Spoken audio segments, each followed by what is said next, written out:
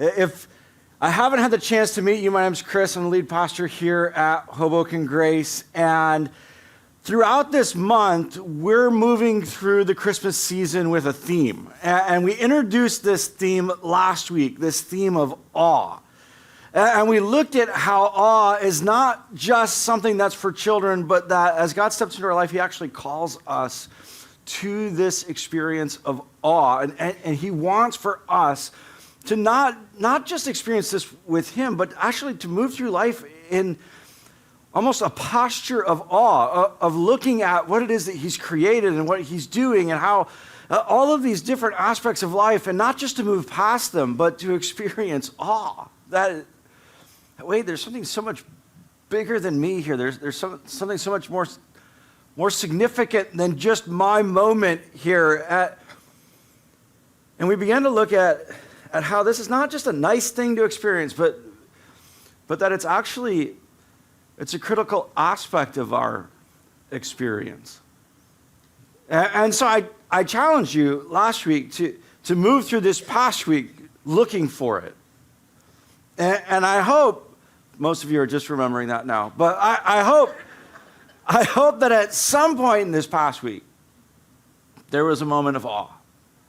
Maybe it didn't knock you off of your feet. Maybe it wasn't your greatest moment of awe, but I hope that there was at least one. Because, as we said last week, it's not that it's not there. It's not that the opportunities aren't there. It's just that you have to change your pace a bit, and you have to begin to look for it. You have to have eyes to see it. But I'll say it again, and I want to give you permission to do this, because I think for many of us, we think, well, it's just a waste of time. That's not really all that significant. God actually says it is. He says that it is. And so I want to give you permission as we continue to move through the season to move a little slower and to open your eyes to, and when it's there, to stop and to pause and experience awe. Last week we introduced it. Next week, as we come to Christmas Sunday, we're going to build on that and look at this phenomenal, awesome moment of Christmas morning and look at how that shapes the way that we think about her, the way that we experience awe. I hope that you've begun to invite someone to be part of that with you next Sunday as we celebrate Christmas Sunday. But today, we get to experience it.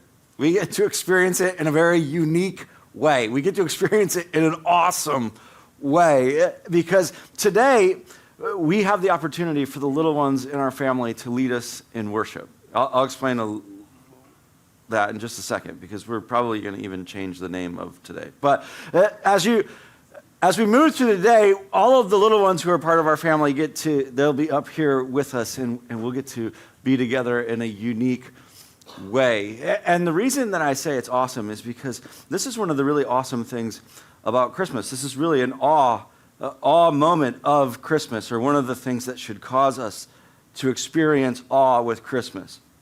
Have you ever thought about the fact that Jesus chooses to come as part of a family?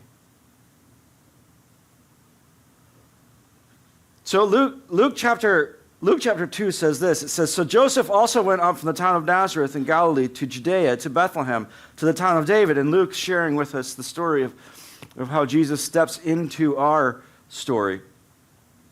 "Because he belonged to the house and line of David, he went there to register with Mary, who was pledged to be married to him and was expecting a child. While they were there, the time came for the baby to be born, and she gave birth to her firstborn, a son. She wrapped him in cloths and placed him in a manger because there was no room for them in the inn." And you see this incredible story that many of us have read over and over again. But have you ever thought about the fact that as God steps into our story, he does so inside of a family? And this is not a mistake. This wasn't just hey, well, it just kind of had to happen that way kind of thing. No, this is intentional. Because from the beginning, this whole thing was always about family. It was always about family. And God's mission from the beginning was always about family. And so even as he steps into our story, he steps into it within a family.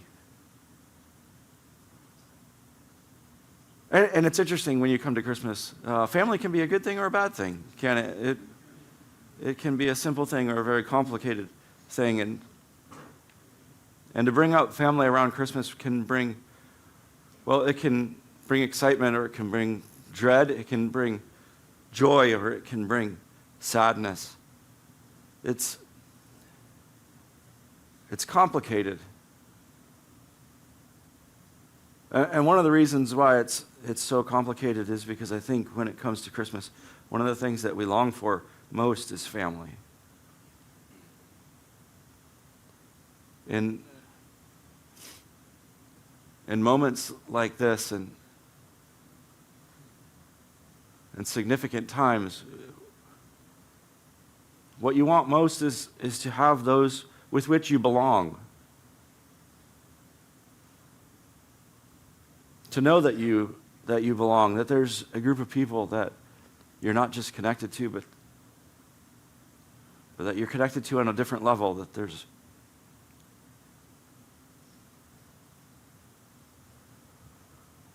a love that's shared there, a passion for one another.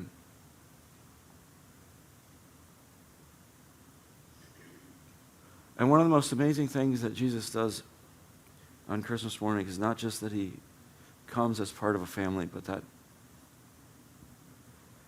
he actually comes to satisfy that longing in each and every one of us.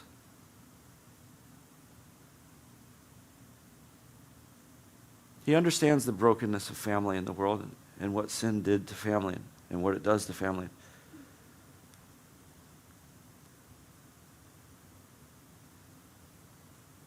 But he was not okay with that. And so he steps into our story, and then he lives his life, and then he gives his life on that cross, and he walks out of that tomb because of the fact that he's not okay with you not having family.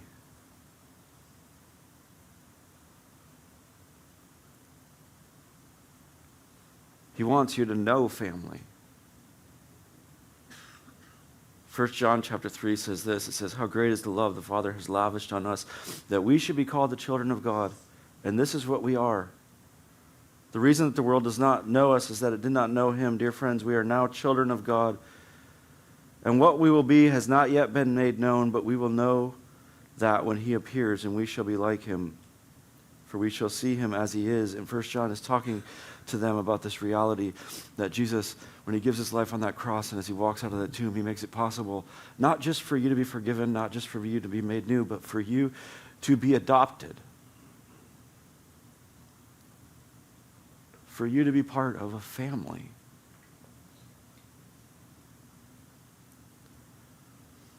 A very real, very significant family.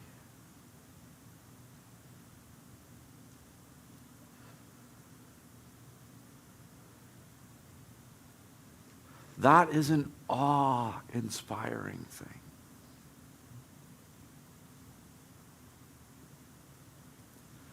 And some of you came here this morning because you came to be part of your immediate family. And maybe you came as a parent to be able to watch your children not sing. Or maybe you...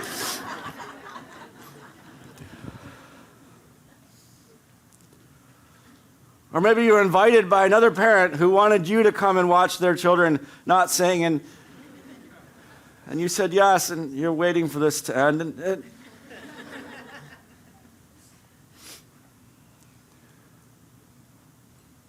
But some of you may have come today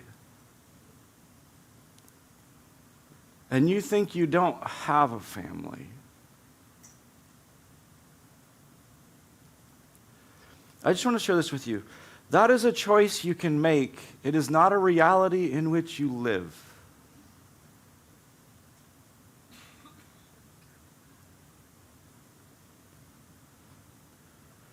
Christmas changed all of that.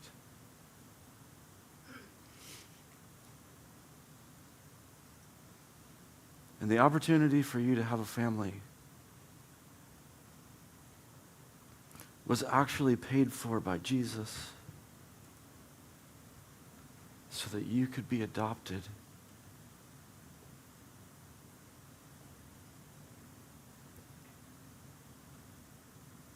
So that you could know family.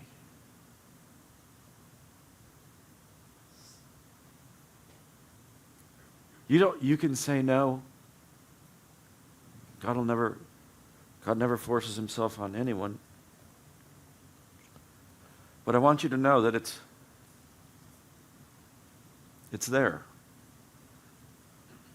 And it doesn't matter who you are, where you've been, or what you've done. This invitation is available to you. And as we move through this morning, and the little ones are a part of our service today, I want to invite you to not just enjoy them and all that's going to come with it, but I want to invite you to stand in awe of the family that he's made possible. To stand in awe that these little ones are not just part of someone else's family. They're part of our family.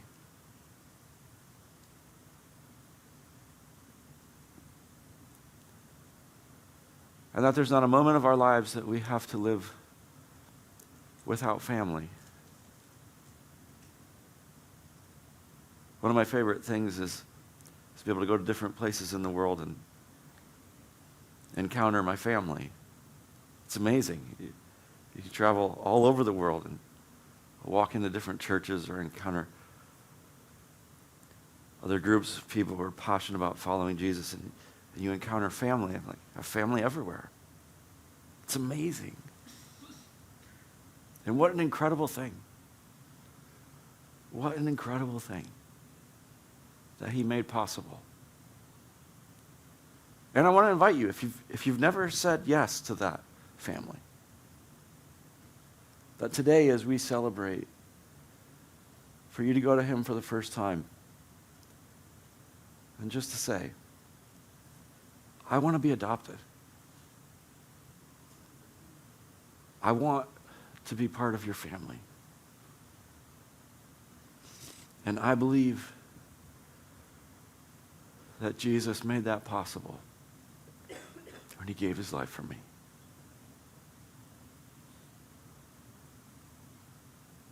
There's not a moment of this journey that you have to live without family.